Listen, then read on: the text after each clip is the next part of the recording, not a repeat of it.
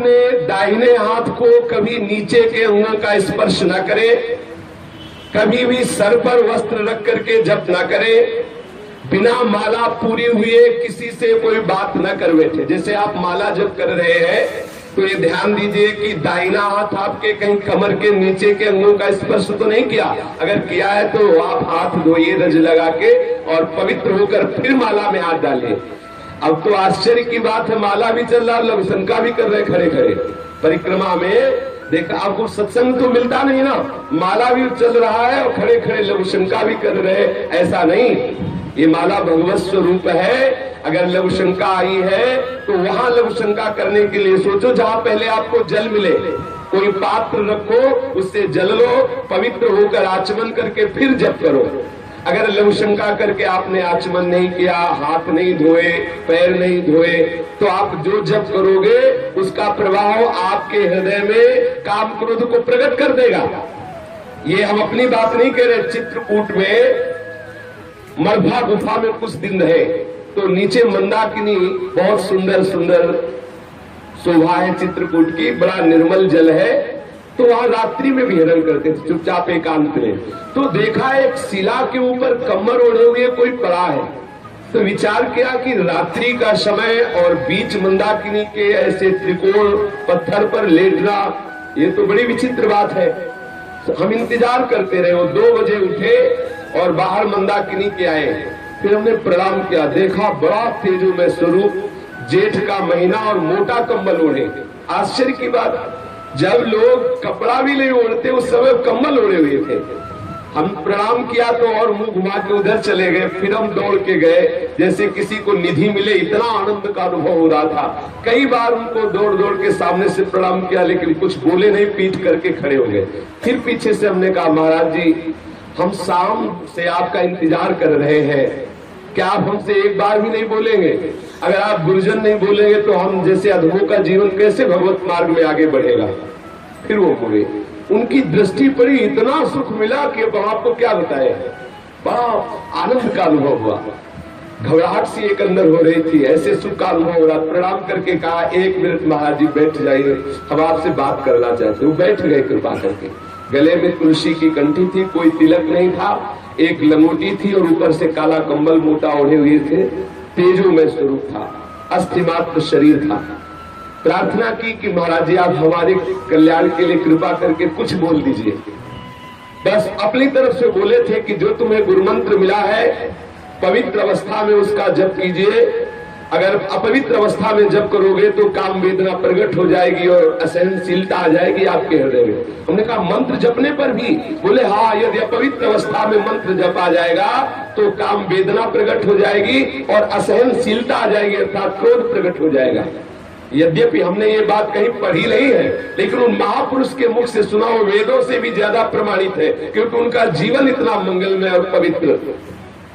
जो पूज्य श्री राजेंद्र दास जी के यहाँ तबला बजाते हैं ना, वो युगल किशोर, वो भी उनको भी दर्शन कराए थे, वो भी देखा था उन संत को, उनसे पूछ लेना कितने तेजस्वी और तपस्वी महापुरुष थे। उन्होंने कहा कि यदि आप अपवित्र दशा में गुरुमंत्र का जप करेंगे तो गुरुमंत्र आपके हृदय में काम वेदना प्रकट कर देगा और असहनशीलता आ जाएगी। इसलिए मंत्र जपने वाले को बहुत सावधान रहना चाहिए, सदैव पवित्र रहना चाहिए। लघुशंका करे तो जल का प्रयोग करे, शौच में जाए तो कमर के नीचे कम से कम स्नान जरूर करे। 2 बार तो पूरा स्नान करे और अगर कई बार जाना पड़े, कोई रोग है तो कमर के नीचे जरूर। और सूती वस्त्र जितने भी धारण किए वो शौच के बाद उनको धोना चाहिए। ऐसे नहीं है कि आप सब कपड़ा पहन के गए, शौच हुए आए। बस कुछ लोग तो यहाँ दर्शन होता है ऐसे रज छूते हैं, ऐसे छू लिया और बस टोटी में ऐसा नहीं। कम से कम, जब बिल्कुल कम तो 7 बार बायां हाथ धोइए, फिर उसी बाएं हाथ से रज लेकर हाथ पैर में रज लगाकर धोइए पैर में, फिर दोनों हाथ मिला करके कम से कम 5 बार रज से धोइए। आप सोचेंगे कि ये तो नाली जाम करवा देंगे हमारे बाथरूम की। थोड़ा थोड़ा रज ले लीजिए। पहले अगर साबुन लगाना है तो पहले रज के बाद साबुन मत लगाइए। रज परम पवित्र है। जितनी आप पवित्रता का निर्वाह करेंगे उतना ही आपके हृदय में मंत्र प्रकाशित होगा। जिसका शरीर अपवित्र है, मन पवित्र है, तो मंत्र कहाँ प्रकाशित होगा? इसलिए अपवित्र हाथ से कभी दाहिने हाथ को नीचे के अंगों का स्पर्श नहीं होने देना चाहिए। अगर करिए तो फिर रज लगा के धोइए। और कभी सर पे वस्त्र रख करके मंत्र नहीं जपना चाहिए। मंत्र जपते समय सर खाली होना चाहिए। और बिना माला पूरी हुए कोई भी आवश्यक बात हो तो भी नहीं करना चाहिए। यदि आपको बहुत आवश्यक हुआ और आप बोल दिए तो फिर आपको पहले 1-2 बार कीर्तन करना चाहिए। फिर जहां से माला का रोका था वहां से नाम जप कीजिए, वहां से मंत्र जप कीजिए। 1-2 बार जो गुरु प्रदत्त नाम है उसका कीर्तन कीजिए, जोर से उच्चारिए। जैसे संन्यास मार्ग वाला है तो प्रणव का उच्चारण करे, अपने वैष्णव जन है, रसिक जन है तो इष्ट का नाम उच्चारण करे। पश्चात आपके रूप में कि हाय माला छोड़ के मुझे बात करनी पड़ी। यदि आप अनावश्यक बोल गए, संसारिक बात बोल गए तो आपके जप का प्रभाव आपके हृदय में नहीं पड़ेगा। माला बिना पूरी हुए यदि आप बीच में बिना आवश्यक की बात बोल गए तो माला का प्रभाव आपके चित्त में नहीं पड़ेगा। इसलिए अपने लोगों के ऊपर कोई प्रभाव नहीं पड़ रहा। माला लिए वो प्रपंच की बात कर रहे हैं, माला लिए हैं दूसरे की निंदा कर रहे हैं, माला लिए हैं संसारिक बातें कर रहे हैं। सावधान, जितने समय जप में बैठो तो सिर्फ जप में हो। अगर आप हर समय जप कर रहे हैं तो आज जब तक माला पूरी ना हो जाए तब तक बात न करें। और बात भी करें तो भागवतिक बात होनी चाहिए, अनावश्यक बेकार की बातें नहीं होनी चाहिए। जब आप अनावश्यक कोई बात कर ले तो नाम कीर्तन करके ही माला प्रारंभ करें। और ध्यान रखें जब जप पूरा हो जाए तो आचमन करके किससे इससे बोले, और जब बात पूरी हो जाए तो आचमन करके फिर जप करें। ये मंत्र जप का विधान है। नाम जप में भी जब तक माला पूरी न हो तब तक बीच में नहीं बोलना चाहिए। यदि जप करते समय आप अश्लील शब्द बोलेंगे, गंदे शब्द बोलेंगे तो आपका जप हृदय में प्रकाशित नहीं होगा। यदि जप अपवित्र जगह में बैठ के करेंगे तो आपका मंत्र प्रकाशित हृदय में नहीं होगा। वृंदावन धाम में तो सब परम पावन है, कहीं भी बैठ के कर सकते हैं। जप करते समय यदि सोच या लघुशंका लगे तो कभी रोकना नहीं चाहिए। यदि रोकोगे तो सोच और लघुशंका का जप होगा, मंत्र का नहीं। इसलिए माला पूरी करके और पवित्र स्थान पे माला विराजमान करके। कई मालाएं यहाँ मिलती है, बोले माला झोरी छूट गई है। जानते हो जिसका माला खो जाता है उसका आधा जप चला जाता है। जितना अपने जीवन में जप किया, माला गया तो आधा जप जो है आपका उसके पास चला गया जो आपकी माला ले लिया। इसलिए माला को प्राणों से भी प्यारी बचा के रखो। जब आपके हाथ में माला हो तो किसी को प्रणाम मत करो। अगर प्रणाम करने की तत्काल आवश्यकता पड़ी तो माला को ऐसे सर पर रख के दाहिने हाथ से और मस्तक धरती पे रख दो। अगर किसी के चरण स्पर्श कर रहे हैं आप दाहिने हाथ से तो फिर पहले हाथ धोइए तब माला में हाथ डालिए। ऐसे नहीं कि ऐसे माला निकाली, चरण छू लिए, फिर माला में कर लिए, ऐसा नहीं करना चाहिए। माला भगवत स्वरूप है, परम पवित्र है, उसको ऐसे अपवित्र भाव। अब किसी के चरण छू के फिर माला में, ऐसा चरण छूने वाले को भी अपराध और छुआने वाले को भी अपराध लगता है। इसलिए सत्संग में कम से कम इतना तो ज्ञान रख लेना चाहिए, आप माला लिए हुए हैं और आप उसी हाथ से चरण छू रहे हैं, उसी हाथ से फिर माला, ऐसा ना कीजिए। अगर किसी को प्रणाम करना है तो पंचांग दूर से प्रणाम कर लो, साष्टांग प्रणाम कर लो, माला को ऐसे सर पे विराजमान कर लो। अगर चरण स्पर्श ही करना है तो माला को गले पे विराजमान करके फिर उनके चरण स्पर्श करो और हाथ धो के फिर माला जप करो, ऐसा करो। जब मंत्र का जप करें तो उसके साथ इष्ट का जरूर चिंतन होना चाहिए। मंत्र का जब कर रहे हो तो इष्ट का चिंतन जरूर होना चाहिए। अपवित्र वस्त्र नहीं होने चाहिए। जब मंत्र जप कर रहा हो गुरु मंत्र तो पवित्र अवस्था में करे। नाम तो अपवित्रा पवित्रो वा सर्वावस्थांग तो पिवा या स्मृत पुंडरीकाक्षम स्वाभ्यांतरा शुचि। नाम तो किसी भी अवस्था में आप जप सकते हैं, चाहे पवित्र हो चाहे पवित्र हो, नाम तो परम मंगलमय है। पर नाम के साथ भी ये नियम है कि बिना माला पूरी हुई आप नाम की और बीच में मत बोलिए। नाम के साथ ही ये नियम है कि नाम जपते हुए कोई अश्लील वचन, कोई गाली। पूज्य बाबा सिउड़िया बाबा जी महाराज कहते हैं जो नाम जप करते हैं माला से और फिर वो गाली देते हैं उनको कभी नाम सिद्ध नहीं होगा। नाम जप करने वाले अगर गाली बकेंगे तो कभी नाम जप सिद्ध नहीं होगा। नाम जप करने वाले गंदी बातें जिह्वा से बोलेंगे कभी नाम जप सिद्ध नहीं होगा। नाम जप करने वाले मसाला खाएंगे, बीड़ी पिएंगे, सिगरेट पिएंगे, भांग खाएंगे, चिलम पिएंगे, कभी नाम सिद्ध नहीं होगा। ये सब व्यसन छोड़ करके नाम जप करते समय इधर उधर देखना, आसपास थूकना, व्यर्थ के कार्य करना। अब जैसे बैठे हैं, पैर हिला रहे हैं, नाम माला चल रहा, पैर हिला रहे हैं। हाँ, अगर नाम सुमिरन कर रहे माला से नहीं भी तो तिनका तोड़ रहे हैं, नहीं तो धरती में ऐसे लिख रहे हैं, ऐसे कर रहे हैं। ये सब चंचलता पूर्वक जो क्रियाएं हैं इनका त्याग कर, बैठे बैठे ऐसे तिनका तोड़ते रहते हैं, ऐसे धरती को खरोचते रहते हैं, मुंह में कपड़े चबाते रहते हैं, पैर हिलाते रहते हैं, इधर उधर आंखें करते रहते हैं। ये सब भजन के विघ्न, ऐसा नहीं करना चाहिए। और जप में बहुत जल्दी जल्दी जिह्वा नहीं चलानी चाहिए। जप करते समय धीरे धीरे जप का जो मंत्र है उसका एक एक अक्षर ध्यान करते हुए, जैसे अपने को राधा बोलना है तो राधा पूरा हमारे मानस पटल पर राधा नाम दिखाई दे रहा है और कान में सुनाई दे रहा है। फिर हम आगे की मन का है, जो तुलसी का आगे का गुरिया, वो तभी हम करेंगे जब एक नाम सुन लेंगे और उसको देख लेंगे। तब भले संख्या में कम हो लेकिन ऐसा आपको लाभ मिलेगा। यदि आप जल्दी करोगे तो देख लो पूरा का पूरा माला निकल जाएगा, आप क्या जप गए आपको खुद पता नहीं चलेगा। ऐसे भी जब होता है, पूरा माला निकल गया और संसार का चिंतन चल रहा है, एक बार भी नाम का न तो श्रवण हुआ न दर्शन हुआ। इसलिए जप में जल्दीबाजी न करे, धीरे धीरे जप करे, ऐसे मानो आपके नेत्रों के सामने लिखा हो, भले थोड़ा जप हो, आप इसकी चिंता न करें। इस तरह जप करने से आपके हृदय में बहुत बड़ा प्रभाव पड़ेगा, मन चंचलता शून्य हो जाएगा। कभी मंत्र का उच्चारण नहीं करना चाहिए। मंत्र जितना धीमे होगा उतना ही लाभ होगा। जैसे वाचिक मंत्र जपने का विधान नहीं है, उपांश या मानसिक ही जपने का विधान है। अगर वाचिक मंत्र उच्चारण कर दिया तो धीरे धीरे आपके हृदय में आपराधिक प्रवृत्तियां जागृत हो जाएंगी।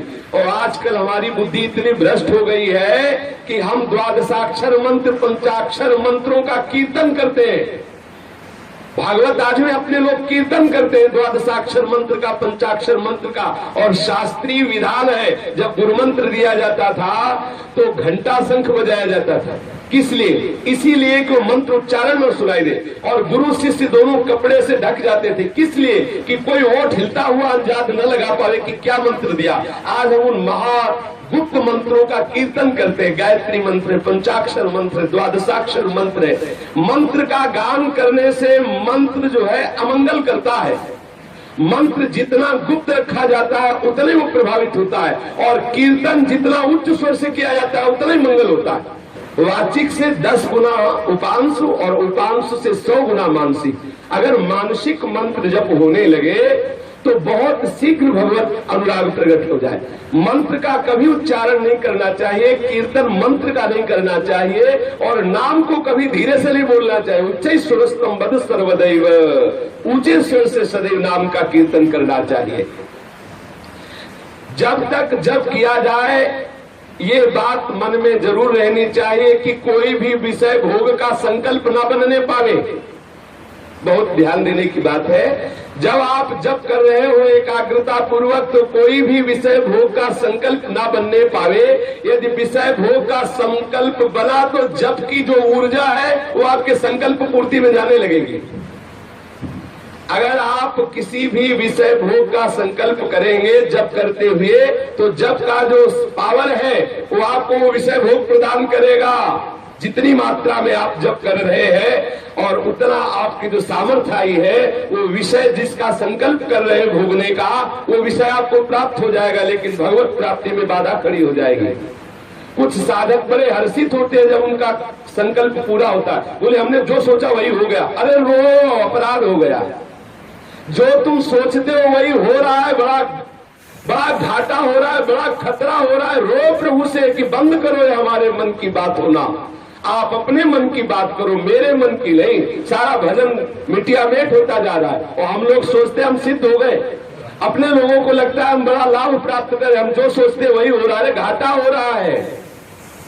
हम जो सोचे और वही हो जाए तो तुम्हारे भजन की जो ऊर्जा है वो खर्चा हो रही है, आपके पास कुछ नहीं रह रहा है। यदि आपका संकल्प सिद्ध होने लगे तो बहुत बड़ी हानि हो गई, बड़ा अमंगल हो गया। सदैव इस बात से बचना चाहिए कि भजन के समय कोई संकल्प ना बनने पावे। इसके लिए श्रीधाम वास करते हुए अधिकतर भूमि शयन का अभ्यास किया जाए। भूमि शयन का अभ्यास किया जाए, ज्यादा से ज्यादा ब्रह्मचर्य रहा जाए, अधिक समय तक मौन वृत्ति रहे, या संपूर्ण मौन या विचार मौन। विचार मौन में यह है कि जब कोई आवश्यक बात हो तो बहुत कम शब्दों में विचार पूर्वक उत्तर दे दे और गुरु सेवारत रहा जाए। यदि भजन को पूर्ण करना है तो जिनका दिया हुआ मंत्र है उनकी अधीनता स्वीकार करें, उनकी आज्ञा का पालन करें। गुरु सेवा परायण होकर यदि मंत्र जपा जाए तो बहुत शीघ्र सिद्धि प्राप्त हो जाती है। और गुरु सेवा तज करे जयान, यह है अधर्म यह है सभान, कान नरस कर मेरा है। जो गुरुदेव की अवहेलना करके सोचे कि अब हमें तो मंत्र मिल ही गया है, अब इनसे जप करके सिद्धि प्राप्त कर लेंगे, बोले अधर्म हो रहा है, बड़ी हानि हो जाएगी, मंत्र सिद्ध नहीं हो पाएगा। तो गुरुदेव की सेवा और 2 काल कम से कम स्नान, 2 बार स्नान, कोई भी पाप कर्म ना बनने पावे सावधानी, नित्य ठाकुर सेवा और नित्य बैठकर परस्पर हरि चर्चा करना और नित्य अपने इष्ट की स्तुति करना और जो नियम निष्ठा दिया गया है जप का उसे पूर्ण रूप से निभाना। यदि ऐसा किया जाए तो मंत्र सिद्ध होने लगता है। और मंत्र सिद्ध होने पर भी यदि हमारे हृदय में तनिक भी संत निंदा का भाव आ गया तो सब बराबर हो जाएगा। भक्तन निंदा अति बुरी भूल करे जिन कोए, क्या है कि सुकृत बहु जन्म के छिल में डाले खोए। कितनी बड़ी हानि हो गई। यदि आप मंत्र सिद्धावस्था तक पहुंच रहे हैं तो एक जगह डरते रहे कि किसी वैष्णव की ना तो निंदा सुनेंगे ना करेंगे। यदि वैष्णव निंदा हो गई आपसे तो बहुत जन्मों के किए हुए सुकृत उसी समय नष्ट हो गए, फिर आपको बहुत काल लगेगा उस स्थिति में पहुंचने के लिए। इसलिए सदैव वैष्णव निंदा से बचते हुए ना तो जप करने वाले को पराई स्त्री से संभाषण करना चाहिए, ना किसी पतित से कोई संबंध रखना चाहिए। जिसने अपने व्रत को छोड़ दिया हो, त्याग दिया हो, ऐसे का संग नहीं करना चाहिए। जो नास्तिक है, भगवत आराधन नहीं करता है, उसका कभी संभाषण या किसी भी तरह से संग नहीं करना चाहिए। अपने इष्ट और गुरु के उच्छिष्ट के सिवा किसी का उच्छिष्ट नहीं पाना चाहिए। कभी झूठ नहीं बोलना चाहिए, कभी कुटिलता पूर्वक बोलना, अपने हृदय में जो छुपा के बोलने की आदत है वो बोलना नहीं चाहिए। किसी के अनुष्ठान को देख करके हृदय में ईर्ष्या नहीं करनी चाहिए। कोई बहुत जप अनुष्ठान या भजन कर रहा है, हमारे हृदय में ईर्ष्या नहीं होनी चाहिए। ईर्ष्या होगी तो निंदा जरूर हो जाएगी। अरे क्या जप करते हैं, जप भी करते हैं और वो भी करते हैं, ऐसा करते हैं, निंदा करने की भाव आ जाएगी। जप करने वाले को कभी अपने इष्ट की शपथ नहीं खानी चाहिए। ध्यान देने की बात है। या आप छोटी सी छोटी बात में वो ठाकुर जी की कसम को बोले, भगवान कसम कहते हैं, जमुना कसम कहते हैं, गंगा कसम कहते हैं, अपने इष्ट की धाम की कसम, ऐसा कभी नहीं करना चाहिए। जप करने वाले को, सुमिरन करने वाले को, आराधना करने वाले को चाहे प्राण चले जाए कभी कसम नहीं खानी चाहिए कि हम भगवान की कसम खाते हैं। ऐसा नहीं किया, एक बार बता दिया, नहीं किया, मानो ना मानो तुम्हारी जो मर्जी आवे सो करो। अपने ठाकुर की कसम थोड़ी खानी है, अपने प्राणाराध्य को थोड़ी साक्षी देना है। कभी ऐसा नहीं करना चाहिए। यहाँ मना किया जा रहा है कि जो भगत सुमिरन करता है, भजन करता है, उसे सावधानी रखनी, कभी अपने इष्ट की शपथ नहीं। अनुष्ठान या भजन शुरू करने पर ये ध्यान रखना है कि मरण सोच में कभी भोजन नहीं पाना है। वो जो तेरही और वो क्या कहते दसवां जो शब्द कहता है, 10वें दिन को क्या कहते हैं इससे शास्त्रीय शब्दों में, दशा, हाँ ऐसा कुछ नहीं, हाँ ऐसे बोलते हैं। कपड़े लिखे तो शब्द नहीं आते हमारे। मरण सोच का अन्न नहीं पाना चाहिए, जरूर ध्यान रखना चाहिए। जब तक वो ब्राह्मण लोग ना पाले तब तक नहीं पाना चाहिए। अब गृहस्थ है तो अपने घर की बात अलग, ठाकुर को भोग लगा के पावे, और दूसरों के, अगर गृहस्थ है अपने घर की बात अलग, दूसरों के यहाँ जाके वो भी तेरह ही करना पावे। और साधु को तो पाना ही नहीं चाहिए। और जनना सोच, जब बालक हो तब जो माताएं अपवित्र दशा में रहती, जब निकल आती है और बालक के सब जात कर्म संस्कार हो जाते हैं, फिर जाकर के वह भले प्रसाद पावे। जनना और मरना सोच में उनके यहाँ भोजन नहीं करना चाहिए। जिनके यहाँ अपवित्रता हो गई है, सोकर बिना आसन के चलते हुए जूठे मुंह या कुछ खाते हुए या बिना माला को ढके हुए कभी गुरुमंत्र का जप नहीं करना चाहिए। पवित्र अवस्था में अगर आपने कुछ पाया है तो कुल्ला कीजिए, आचमन कीजिए। अगर जप माला है तो झोली के अंदर रखिए। आप अगर जप कर रहे हैं वृंदावन में तो खैर ये आसन की बात नहीं, क्योंकि आप परम पावन रज है। और जब आप सो के उठे नाम स्मरण करते हुए पहले पवित्र होइए, फिर मंत्र जप में लगिए। नाम जप कर सकते लेकिन मंत्र जप नहीं कर सकते। बिना माला ढके आप मंत्र जप न, किसी को देखा है माला खुला लेके जप करला, जो उस माला का जप करते हुए आपका दर्शन करेगा उसको जप का प्रभाव प्राप्त होता जाएगा। इसलिए माला ढक के की जाती है। चित्त में कोई भी विषय की व्याकुलता, क्षोभ, भ्रांति, भूख, शरीर में पीड़ा या किसी भी तरह का संकल्प ये हृदय में आ रहा है तो भगवत स्मरण को इतना बढ़ाइए कि भूख का कष्ट मिट जाए, जो भी आपके अंदर अपवित्रताओं का क्लेश हो रहा है वो मिट जाए, जो भी वासना है वो मिट जाए। आप उसका आदर न करके इतना स्मरण तीव्र बढ़ाइए कि सब दब जाए। जूता पहने हुए या पैर फैला के ऐसे पैर के ऊपर पैर चढ़ा के कभी मंत्र जप नहीं करना चाहिए। जूता पहनकर कभी गुरु मंत्र जप नहीं करना चाहिए। जो इन नियमों का पालन करेगा उसके हृदय में मंत्र प्रकाशित हो जाएगा, और जिसके हृदय में मंत्र प्रकाशित हो गया, अब चाहे वो अपवित्र हो चाहे पवित्र हो चाहे जैसे हो, फिर कोई प्रभाव नहीं पड़ता, क्योंकि वो शरीर की धरा से ऊपर उठ जाता है। जब मंत्र प्रकाशित हो जाता है तो मन बुद्धि चित्त अहंकार सब मंत्र में हो जाते हैं। जो निरंतर मंत्र जप करने लगता है उसके हृदय की सारी वासनाएं नष्ट हो जाती हैं, और जिस इष्ट का मंत्र है वो धीरे धीरे हृदय में प्रकाशित होने लगता है। जहाँ इष्ट प्रकाशित हो गया तो मन डूब गया इष्ट की झांकी में। अब कौन चिंता करे इस शरीर की, चाहे हगे पड़ा हो तो भी मंत्र नहीं रुकता, फिर मंत्र रोके नहीं रुकता। जब मंत्र प्रकाशित हो जाता है तो हर समय बिना प्रयास के चलता है। अब कोई नियम नहीं, लेकिन जब तक ऐसी सिद्धि नहीं प्राप्त हुई मंत्र की कि अपने आप आठों पैर चल रहा है, तब तक ये सावधानी अपने जीवन में रखनी है। निरंतर भगवत स्मरण करते हुए पवित्रता का जरूर निर्वाह करें। हमारे मन में जो विक्षेप पड़ रहा है, ऐसा लग रहा है कोई भजन करने से रोक रहा है, ऐसा लग रहा है जैसे हृदय सूख रहा है, उसका कारण है अपवित्रता। खड़े खड़े लघु शंका करना, अपवित्र दशा में कम से कम शौच के समय तो मत बोलो। शौच के समय बात करते हैं, टेलीफोन से वो मोबाइल रखे उससे बात कर रहे, शौच के समय कैसे कैसे हमारे हृदय में भजन चलेगा यदि अपवित्र हम रहेंगे। भोजन के समय, लघु शंका के समय, शौच के समय, जप के समय, ये सब विशेष मौन रहने की बात होती है। पवित्र होके भगवत शरणागत होकर के निरंतर स्मरण करते हुए अपने जीवन को मंगलमय बनावें। श्री राधा वल्लभ लाल की।